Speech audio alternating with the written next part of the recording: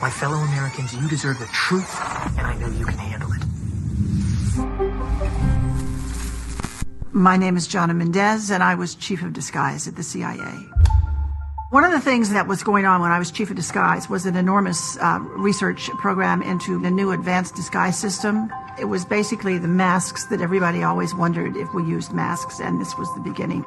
This is a series of photographs of when I met George H.W. Bush in the Oval Office and revealed to him that I was briefing him wearing a mask.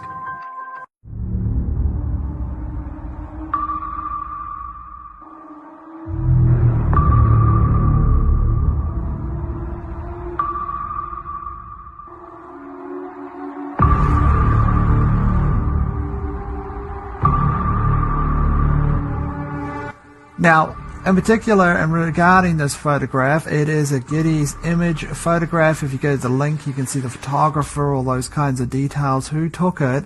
So what is the anomaly with this particular photograph?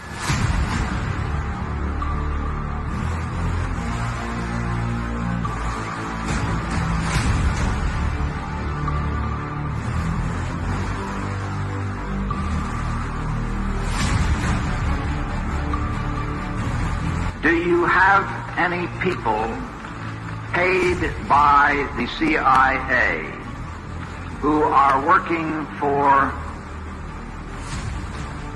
television networks?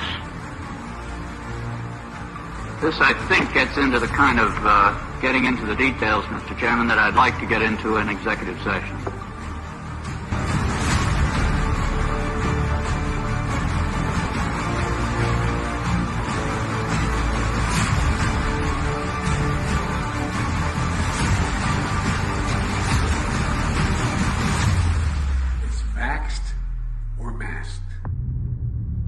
It was a big challenge to come up with something that finally actually animated and worked to really fool a person, but we did. They learned the art. We actually brought Hollywood back into our labs at one point to look at what we had done, and they were stunned. They're absolutely stunned. Congratulations. My husband was Tony Mendez, and he was played by Ben Affleck in the movie called Argo. Aliens and robots? Yes, sir. You're telling me that there is a movie company in Hollywood right now that is funded by the CIA? Yes, sir. Are there many actors in Hollywood who also moonlight as agents, do you think? I think there are probably quite a few, yes. I think probably Hollywood is full of CIA agents, and we just don't know it. And I wouldn't be surprised at all to discover that, this was extremely common. Tony, they didn't mention it in the movie, but Tony had deep connections to Hollywood, to the tradespeople out in LA that did a lot of things we were interested in doing. Special effects people, makeup people.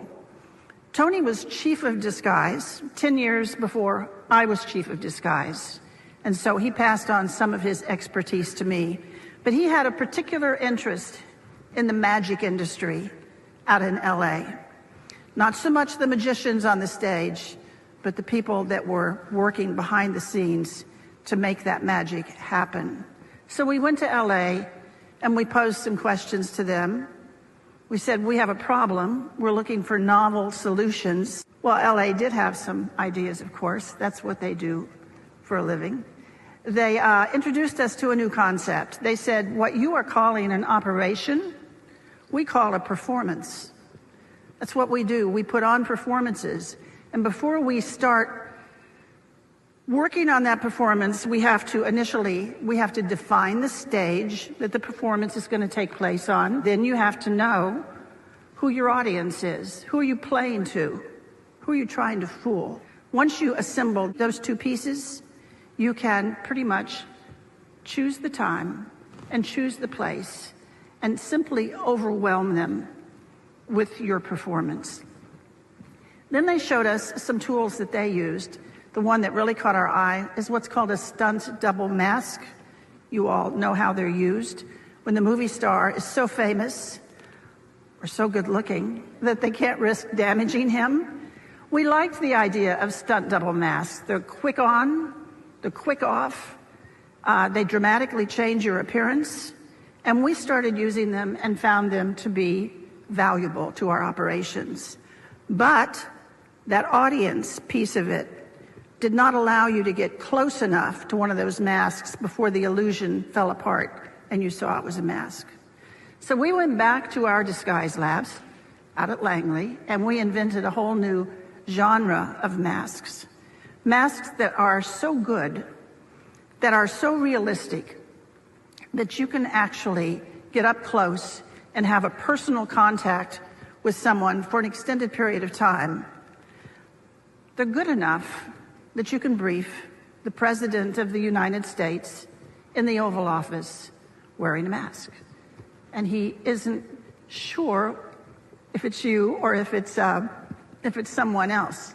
Those masks were the beginning of a whole new generation of work that we did at the CIA. Once we could make these masks that fit you so well, then we discovered we could make a twin. We could make another you. There could be two of you. We could actually make 5 or 6 of you, but usually one extra was all we needed. We will respond accordingly. God bless you all, and may God protect our troops. But that's only the tip of the iceberg. As longtime CIA lawyer John Rizzo tells it, the relationship between the spy agency and La La Land is quite cozy. In his new book, Company Men, Rizzo says that actors, producers, and other movie-making power players were always happy to help out the CIA in any way they could. You work for the very enemy you thought you were fighting.